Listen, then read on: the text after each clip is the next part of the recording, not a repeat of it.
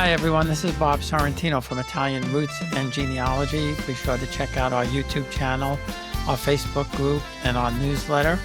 And our great sponsors, Aviativa Casa, Italy Rooting, and Phil Italy. And my guest today is also Michael Canzanaro. So welcome, Michael. Thanks for being here. It's my pleasure to be here, Bob. Pleasure to be here. No, it's nice to have you for sure. So, I certainly want to talk about your book, Papa's Story. But before we do that, where's your family from in Italy, and when did they arrive in the United States?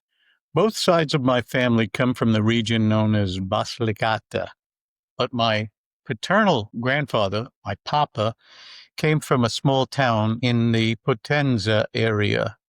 He came from Albano di Lucania. People in that area sometimes called the Lucanese. And so we're from south of Italy. And he came here in 1890.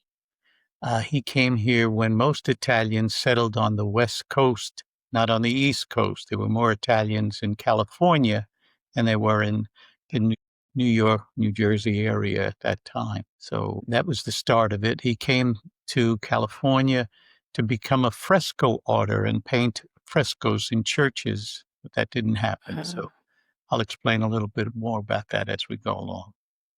So that's neat. Yeah. So he had a real trade, which was very unusual, and Yes. that's very early to come to the States for Yes. sure. His two brothers, he had three brothers. They were living in poverty, but his mother made sure that all of the boys in that family went to school and could learn to read and write. My grandfather's two of his brothers went to Argentina in 18. Not recommended for backups. And they offered to take him with them. He was 16 at that time, and he actually went to the pier with them, and just before getting on the boat, changed his mind and said, I'm staying here. I'm going to school. I want to continue to become an artist. I want to become a fresco artist. I'll come and join you perhaps after I've been trained. And he got trained by a famous artist in Italy who had been trained in Rome and then settled in the area of Basilicata and was doing some churches down there. And he learned to be a fresco artist. And that's significant because when he did come here, thinking he was going to paint churches, he had no reputation. There was really no work for him. I'll get into that in a minute because it's a very, very interesting story. Originally, thinking that he was going to go and join his brothers in Argentina, communications back and forth between them in Buenos Aires and him in Italy indicated that there wasn't much work for him to do there. So he decided instead that he would make his way to California, where he had some cousins, and they were promising that they could get him some work.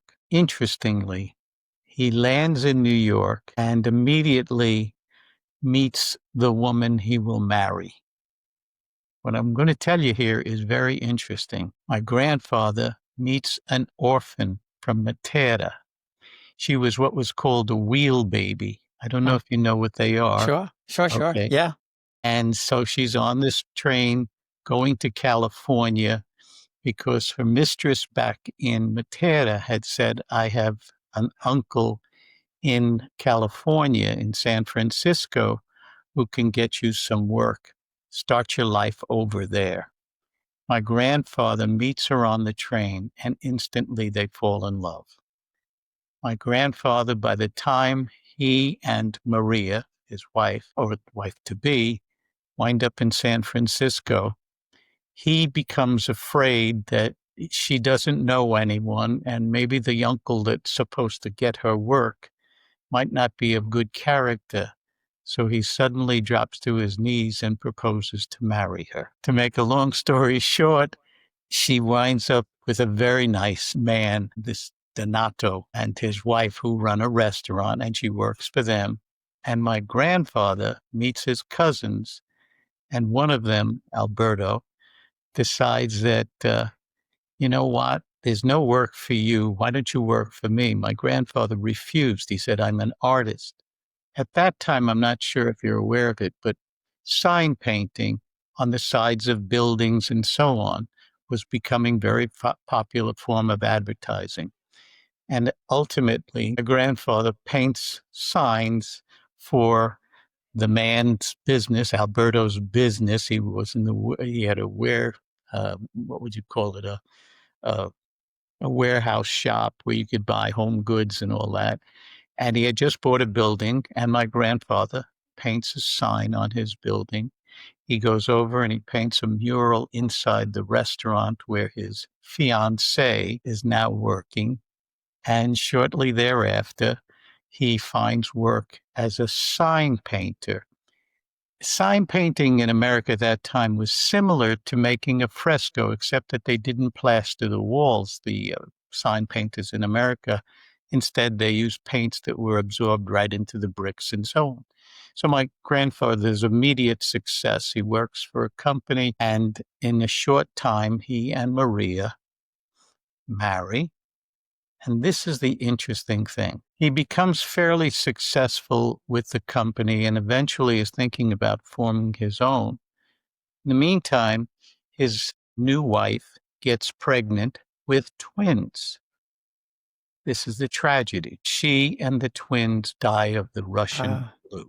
Now my grandfather is alone in San Francisco, and the rest, well, let me pause for a second. This story that I just told you was a story that my grandfather only told me. My grandfather had 8 children. Okay. My father was the youngest. I was the youngest grandson that he had. We lived at that point in our lives when I was a student, a kid in school, in grammar school, a block away from my grandfather's house. So I would have to pass my grandfather's house every day going to and from school. When it was nice weather, he would tap at the window and he would beckon me to come in. And I would sit with him. My grandmother would bring him a little cappuccino and a biscotti, and she'd give me sugared milk. She thought that was a treat. She'd put sugar in milk and give me a biscotti. And he would sit and tell me stories. He told this story of coming to California, of meeting the woman on the train, of marrying Maria, of having his first two children die of the Russian flu. To me, nobody else in the family knew about it. I assumed that my grandfather had obviously told this story to all of his children. Everyone knew about it. In fact, years go by. It's now my mother and father's 50th wedding anniversary, and I'm giving a toast. And in the course of the toast, I tell this story that my grandfather said of marrying and having a first family in California and then coming to New York. After I finished my toast, my father came up to me and said, "Where did you hear that story?" And I said, well, Grandpa told me it. I thought you knew it. He said, no, none of us ever knew that he was ever married or lived in California. He had only told me. Now I'm going to back up a little bit. When he married Maria out in California, his patron, the man who got him started in the sign business, encouraged him to go on this, Alberto, was fairly well off at this point, and he had a gold watch on a gold chain. And my grandfather, when he was marrying Maria, said, I would like to have something like that. So he bought himself this gold watch, an Elgin watch, pocket watch, big, thick one, gold chain. Alberto gives him a $10 gold piece to put at the end of the fob. My grandfather died. When my grandfather died, my grandmother presented me with a little box. I'm about 13 years old. And in the box is the watch, not the gold chain, the watch. And she said, Grandpa wanted you to have something to remember him by. And he had 4 sons. He had several other grandsons. He gave it to me. It was his favorite, obviously. 10 years later, my grandmother passes, and there's a little box. And in the little box is the chain and the fob. And with it is a note in Italian that says, I didn't have anything to give you, but I kept this. Now, when you put it with Grandpa's watch, you will have the two of us together again. Oh, boy, that's so sweet. Isn't that That's a incredible. story? You're bringing tears to my eyes. Isn't that a story? That's incredible. That's Well, incredible. it goes even better than that. So I keep this watch on a mantelpiece on my fireplace in a gold case, right? And I had written this story about my mother's immigration called The Evil Eye, the Pure Heart.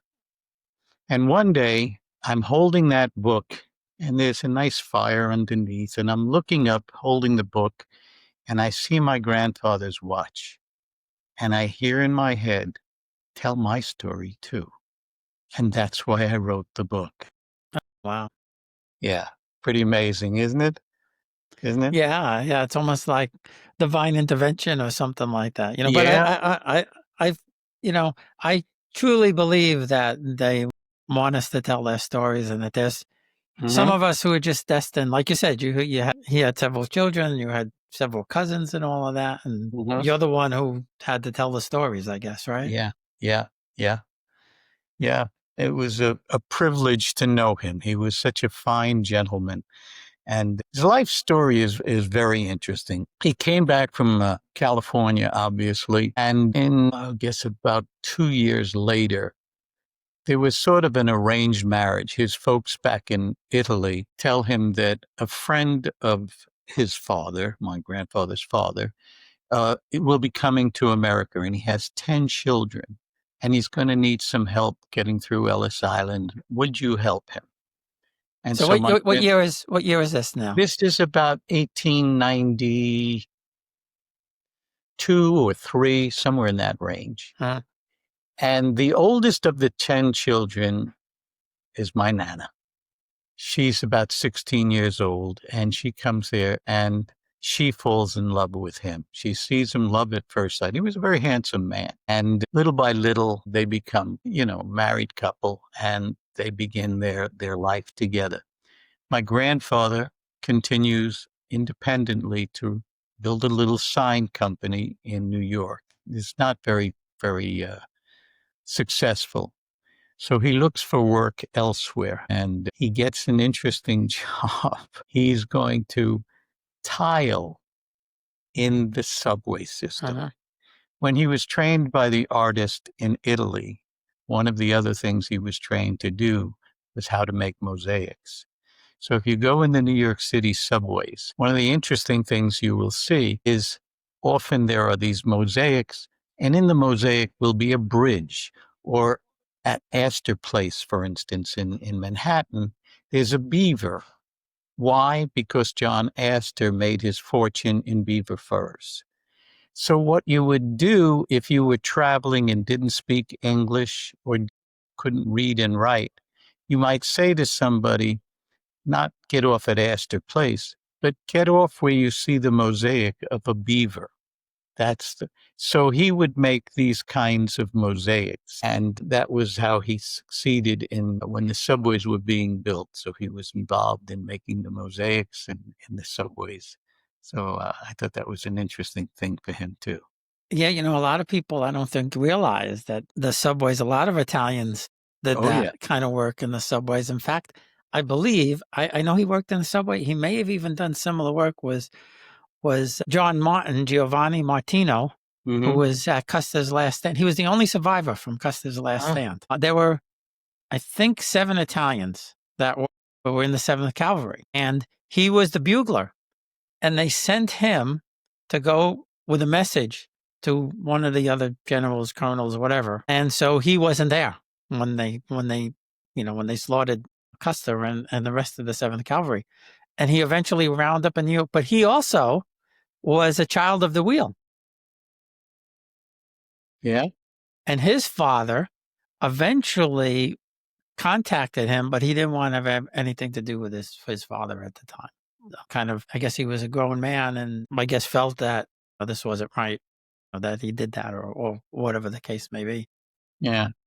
Let me back it up 1 minute, because I think this is an interesting aspect of my grandfather's life. I said he wasn't too successful as a sign painter in New York. Actually, he fell off a scaffold. Sign painters were also called wall dogs. I don't know if you know that expression. Oh, no. No, I never heard that. They were called wall dogs. And the reason they were called wall dogs is that they were on walls, leashed like a dog. They would have a rope. Oh, Sometimes they weren't in a scaffold. They just had a rope that they hung from, and around their waist would be the paint cans. And they would paint and swing back and forth. And they would attract an audience below because these guys were not only painters, they were acrobats. And that was my grandfather. And on one of these occasions where he was painting a sign, fell off the scaffold, broke his leg, and now he was unable to do the work of a sign painter at all. That's when he got into the subways. But he told me a very, very interesting story about working in the subways. He said, the Italian men at lunchtime, we would all sit down. We had little sandwiches, perhaps, or we had a little fruit and vegetable, whatever, little vino to drink, and we would hang over the side of the platform. And he said this one particular day, as he's talking, and he was educated compared to most of the other men, and he was bigger than most men. He was probably closer to 6 foot, and that's tall for an Italian from sure. the South.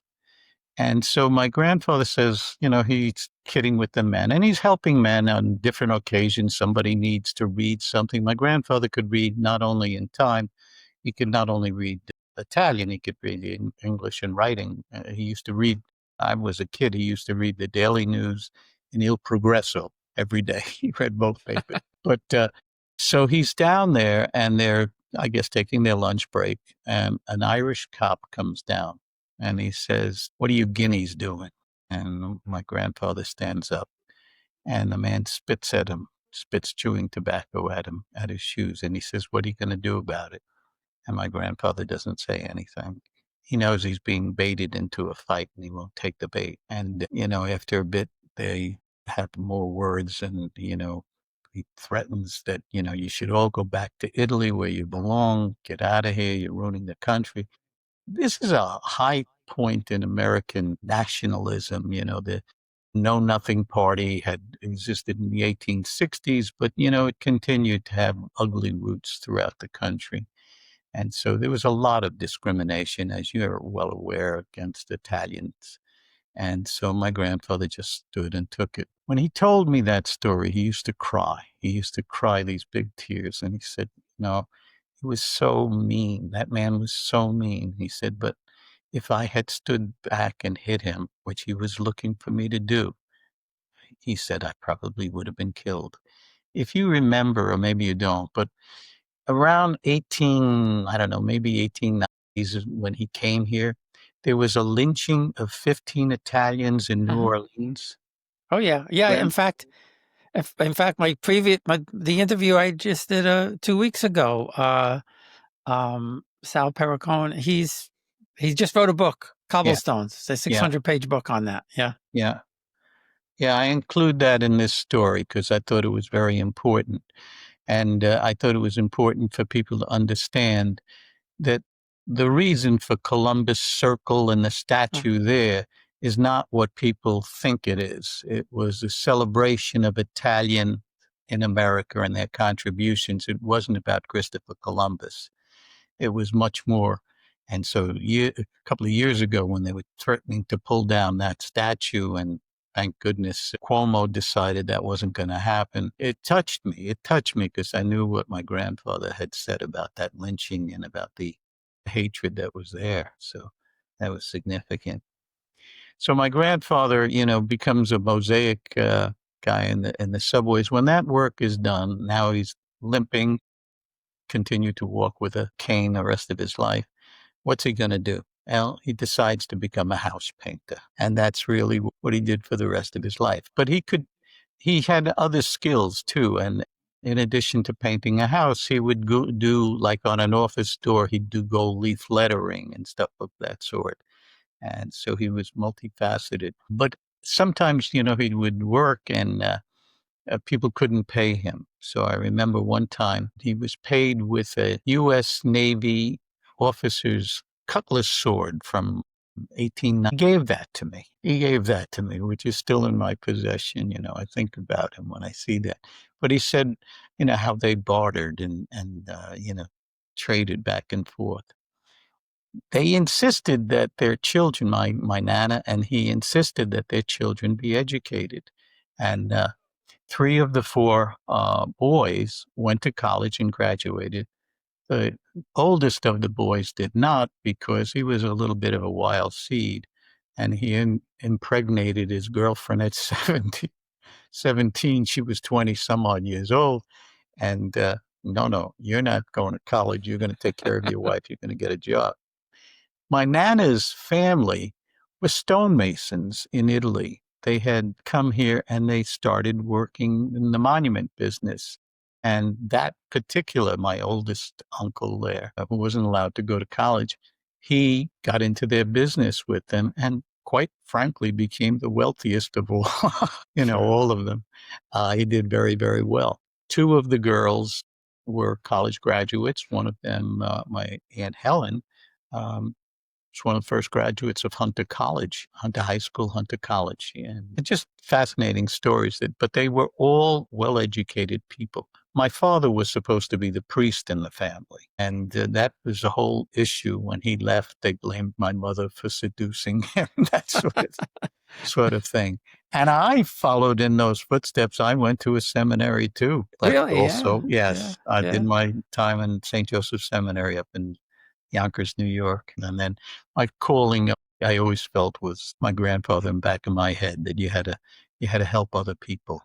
And that's what when I left the seminary, I decided to become a clinical psychologist, and addiction and drug and alcohol addiction was my specialty. Well, I'll tell you a funny story. My paternal grandfather was in the seminary in Italy, in Naples. And I don't remember, he died when I was only like a couple of months old. But I remember hearing the story that he used to say that my grandmother used to go past the seminary in the window. He'd sit in the window and she used to flirt with him. And then just, maybe 5, 6 years ago or something like that, I found out from my second cousin, her grandfather was my father's oldest brother. And she said the real story was that she came from money. She came from 2 noble families, and she had money in Italy, and she had a carriage, her own carriage, and it broke down in front of the seminary, and he helped to fix it. And then they gave him a ride someplace, and that's the story. So I guess we're both lucky that they didn't become priests. We wouldn't be here. That's really interesting. Yeah. Where did you grow up in New York? I grew up in the Bronx, in the Pelham Bay section of the Bronx, which was very heavily Italian. Interesting aspect of that, the church in the Bronx was called St. Teresa's Church. My grandfather was one of the builders of the church, if you want to call it that. When my grandfather finally decided to move out of Little Italy in Manhattan, they moved first to the Arthur Avenue section. Do you know the history of that whole thing? I don't. The Leggett family, the cigarette people, Leggett and Myers, they owned tremendous acreage in that section of the Bronx. Back around 1910 or so, the oldest heir kind of bequeathed the properties to New York City, what became St. Barnabas Hospital, the Bronx Zoo, and what am I thinking? Well, they built a number of big complexes there. They needed employees. They hired the Italians. That's how Arthur Avenue became this Little Italy that we're all very much aware of. It was named after Chester A. Arthur, the president. Apparently this heir liked Chester A. Arthur and named Arthur Avenue. But my grandparents first moved to that region of Arthur Avenue in the Bronx, and they were among the first to have a telephone. And I remember my grandfather saying they lived in a house where everybody would come, the other apartments would come down and use their phone. And, it was community property, even though, and the stories he would tell about making wine, how the wine merchant would come down the street with crates and crates of wine, and he'd put one on the sidewalk for the boys to take the grapes, because if he didn't do that, they would steal the grapes right off the carts. And then these guys would all get together and they would make their wine in the cellar of one of these apartment houses. And, it was an interesting thing. So they lived in this Arthur Avenue area with these other Italians.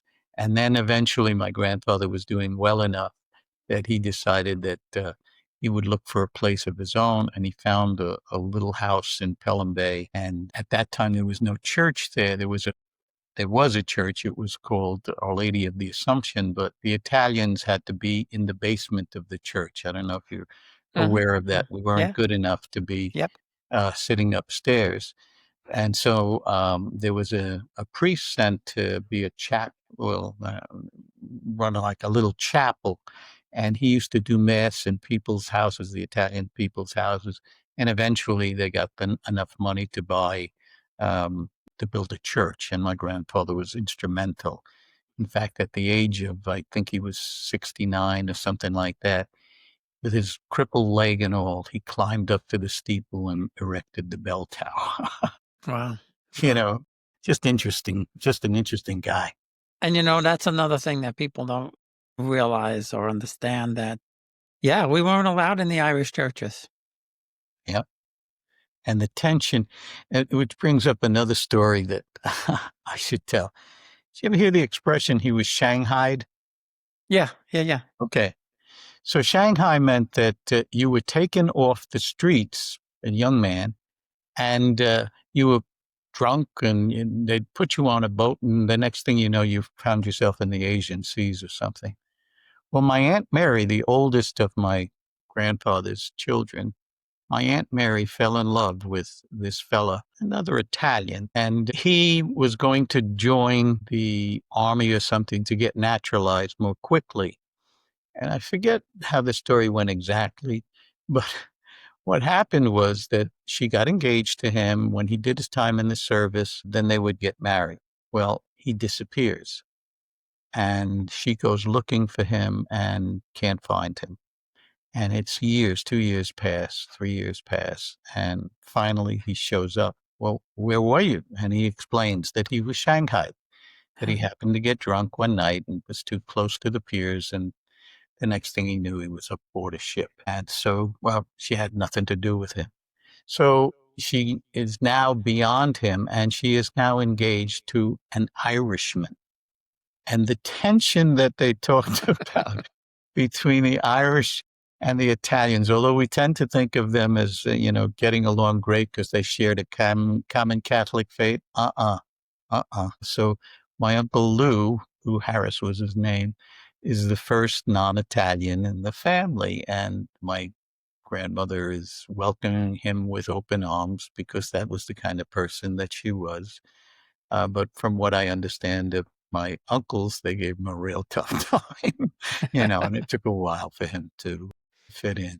Well, in my mother's family, there were 9 children, and only my mother's youngest brother married the only non-Italian, my Aunt Margie. She was Scottish, but by then, it was after the war and things were different, And my father's family, surprisingly enough, it was his oldest brother who married. In fact, she was Protestant. They were living in Scotch Plains, New Jersey, for a while back then, and she was actually taller than him, because my father's family, they're short. My father was probably the tallest of the lot. He was about 5'6" or 5'7". My aunts are all, 5 foot, 5'1".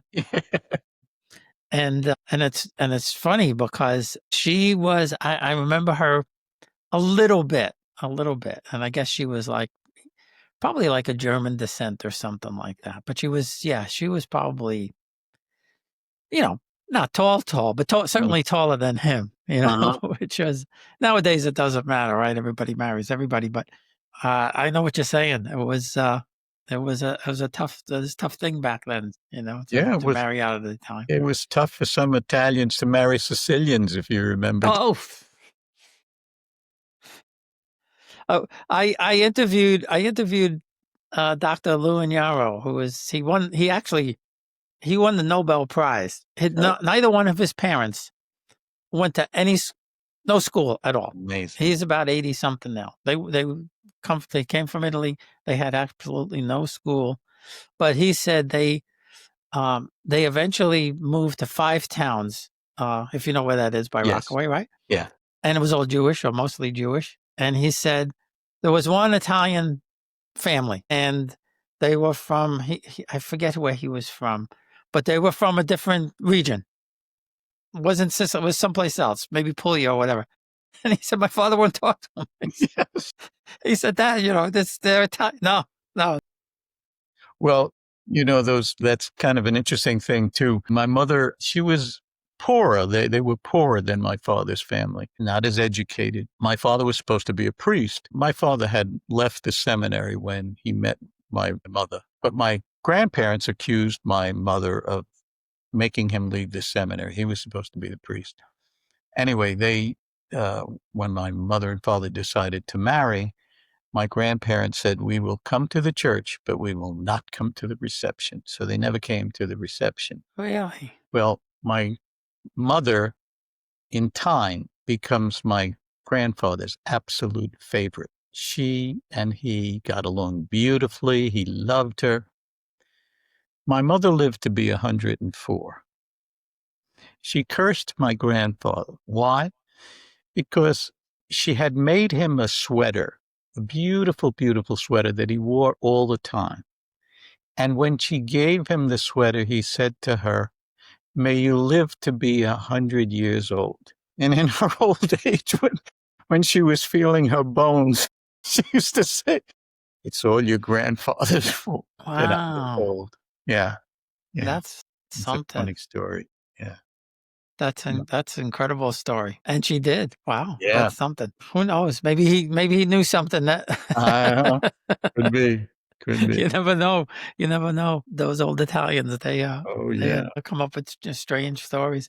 Yeah, I love hearing those old stories like that. I just wish, I used to see my mother's mother more than any of my grandparents. And I used to sit there and play cards with her and everything Yeah. like that. But I was a kid, and she really didn't talk that much about Italy, and I never asked. And now I could kick myself that I didn't say to her, Grandma, tell me about what it was like in Italy and all of that. Have you been to the hometown? Oh, yeah. And Canzanaro is kind of an odd name, in this country. I never ran into anybody that wasn't a relative with the name Canzanaro. But we went back, my sister and her husband, my wife and I, and we traced our roots. We went to find my mother's town in Basilicata in southern Italy. And then we were looking for my grandfather's hometown, Albano di Lucania, up in the mountains. It's beautiful. When we went there, it reminded me of the Alps. Beautiful little city, but it was pretty well deserted. And I remember we pulled into the town, and I said, "This is magnificent. The setting is magnificent. Why isn't anybody around?"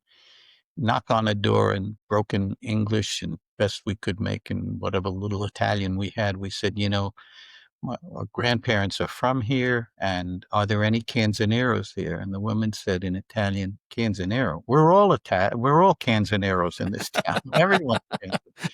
Anyway, we wind up with a conversation, and she says, everybody left. There's no work. There wasn't any work here. And it was really why my grandfather left in the first place. There was an interesting aspect, the oldest child in the family, my grandfather's oldest brother, he inherited the farm. And on the farm, which couldn't sustain anything, that's why they all left, but on the farm was a vineyard as well. Well, that brother's oldest son fought in World War II, and he was killed in battle. And that was 1817, I think it was. When we drove into Albano di Lucania, there was a statue of a soldier with all the names of the soldiers underneath, right? And among the names is Rocco Canzanaro, Lieutenant Rocco Canzanaro. And when my father was born, this would be his cousin, had been killed. So in 1817, when my father was born, this cousin has died in battle. My grandfather finds out, and he names my father after him. So he's named in honor of his cousin Rocco. Many, many years pass. My grandfather's oldest brother passes away without any other heirs, leaves the vineyard to my father. My father never knew this. Or maybe he knew it, but he never went to claim it. So when we go to Albano di Lucania, we're checking to see it's a flourishing vineyard. The state had taken it over, and that was the story. Oh, My wow. father had, gone there to claim it. He could have had it, but at this point, the government runs it or sold it to a family. I'm not sure where it's at this point, but that's an interesting aspect to the story. So I'll tell you what's amazing about just talking to you now. I've been doing a series on how people get their last names, and I've done 5 or 6 regions now, and I'm doing Basilicata now because one of the guys in my club said, "How come you haven't done Basilicata?" Yeah, his name is Federici, and his family's from Potenza.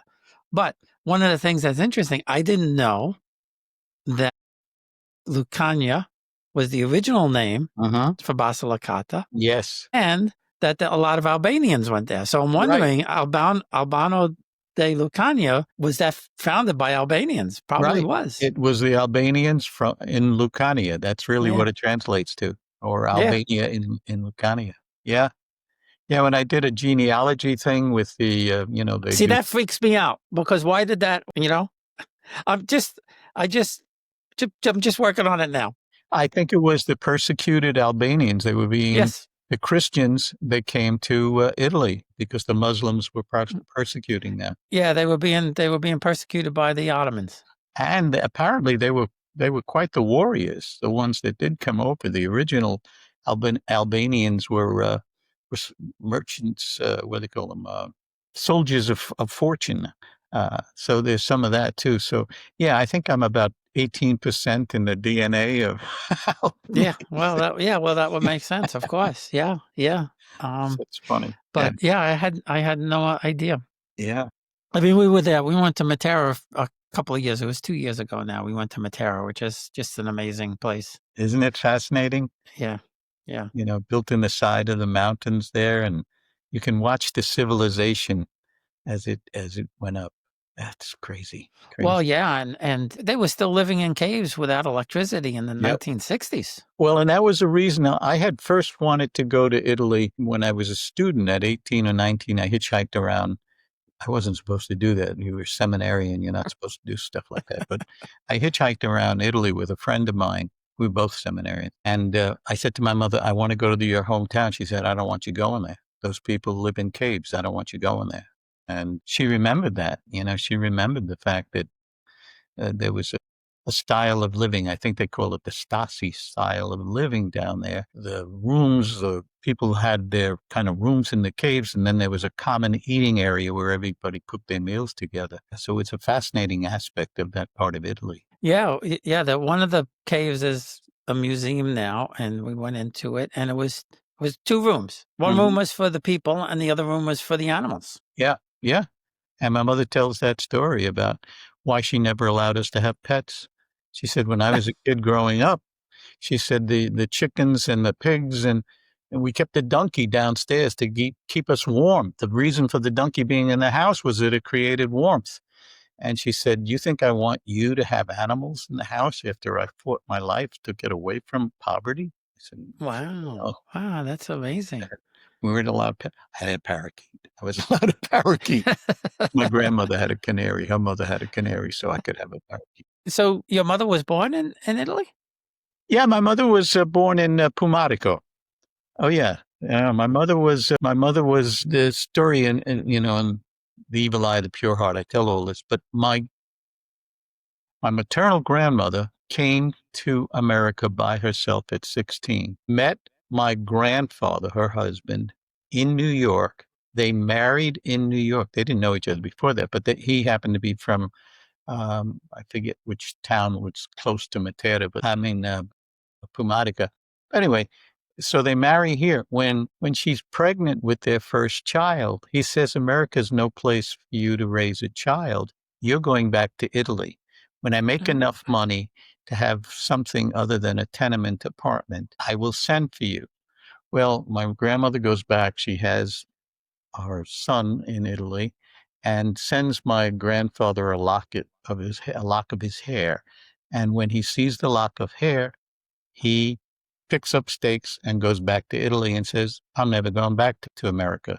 This is it. We're never going. I don't know if you remember me telling the story or not, but so what happens is that my grandmother, who hated Italy, does everything in her power all this time to go back.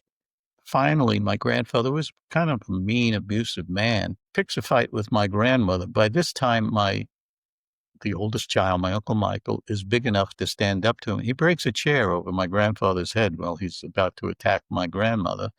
My grandfather takes out his rifle. He's going to shoot my uncle. And my grandmother says, get the hell out of here. I'll let you know when it's safe. In the meantime, be prepared. You're going to America. And so that's how he comes here first. There's a reconciliation. And then he sends for my grandfather. And then slowly the whole family came here. But yeah, it was pretty interesting. It's a very different story than my grandfather's story. Yeah, for sure. That's why I think my grandfather felt I had to tell it. Yeah, probably. Yeah, no, fascinating stuff. Yeah, Really fascinating stuff.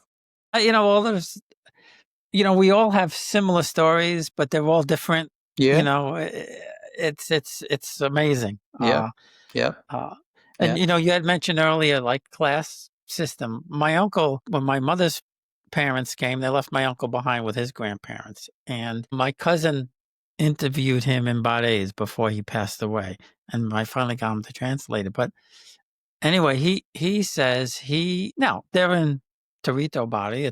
It's small town, basically that's farming. where my mother's father was actually from Bari. I couldn't think of where it was, but yeah, it was from Bari. And you wouldn't think there's a class system there, but there was, because he tells the story that he was attracted to my aunt, and I guess she was to him, but they wouldn't let her marry him. Yeah. And then he went in the army, and he was in, I don't know if it was Libya or probably Ethiopia. I think Ethiopia. And when he came back, then they said, okay, they let them get married. And then they were there until the 1950s. Before they came over, and they had to wait in Canada for 4 years. Wow. They couldn't come right in, even though my uncles, the rest of the family was born here, except for my oldest aunt. My uncles all fought in World War II. That didn't matter. They had to wait it out in Canada. Yeah. The people don't realize that. People think everybody just rolled right in, but there was still those, there's still those laws that they couldn't come in. Yeah, my father's, he was the youngest, but his brother, just 2 years older than him, was also in World War II, my father and he. And he had a bride in Italy. He married a 16-year-old girl, and then she had to come to America. And that was a whole story, too, just what was going on then about allowing these women who had married the American soldiers, whether in England or Italy or wherever, to come here, and all of the legislation that had to be passed to allow that to happen. So it's another thing I write of in the book there. Yeah, I have a friend. His mother was he's a good friend, actually. His mother was an English war bride, or an Italian war bride of an English man. His father met her up north. She was from the Milan area, actually, and she was in the square when they hung Mussolini. Imagine that. Yeah. Right. And then shortly thereafter, he had to go back and then send for her. She didn't speak any English at all. She, same thing. She came by herself and had to find a way to Woking. That's where they lived, in Woking, England, not too far from London, maybe a half hour or something like that. Well, Michael, this has been really fascinating. Yeah, sure. Yeah. One last story that I think is rather wonderful. I'm talking about miracles. I started. My grandfather tells this story that it was probably the cold of winter, and he has no work as a house painter, and now he's got all 8 children, and he is just beside himself, and he outside sitting on a stoop crying outside his house, and he's crying, and a big limousine comes down the street, and a passenger in the back tells the driver to stop, and the man gets out, and he sees my grandfather crying, and he says, "What are you crying about?" My grandfather explains, it's winter. I don't have any money. It's cold. I can't afford to buy coal for the fireplace. I just don't know what I'm going to do. And the man hands my grandfather a $50 bill. And Wow. he says, take care of your family. And my grandfather says, but can I paint for you? Can I do something? And basically the man said, well, just pass it on. And so my grandfather tells that story of his little miracle. Well, he did pass it on. He founded in our church the St. Vincent de Paul Society. He started it. And so at his funeral, there were all these people that come that say, you know, it was because of your grandfather that this happened or that happened. And, you know, I believe in miracles. What can I tell you, Bob? You know? Well, you have to. Yeah. I mean, I Mhm. don't believe in coincidences. I've heard too many stories about how people found their ancestors, or Yeah. something like that. It's just, whether they're guiding us or whatever. Yeah. I can't explain it, but there's something more to it than just meets the eye. So before we go, where can people find the books? It's on Amazon. I'll show you. I'll hold up a copy of it. You can see it. Papa's Story. Yep. America Through the Eyes of a Brave Italian Immigrant. That's him. It's on Amazon. And if they write my name, Michael Canzanaro or Michael J. Canzanaro, PhD, I have a doctorate. They can find it on Amazon. Papa's Story. I think some of the women who've read it have said to me, the first half of that book reads like a romance novel, the way the relationship between your grandfather and Maria developed. So, yeah, I think they would enjoy it. I really do. Well, a lot of the stories that I've mentioned today, they're all in that book there. No, that's great. And I'll put the links out there. Well, thanks again. I appreciate it.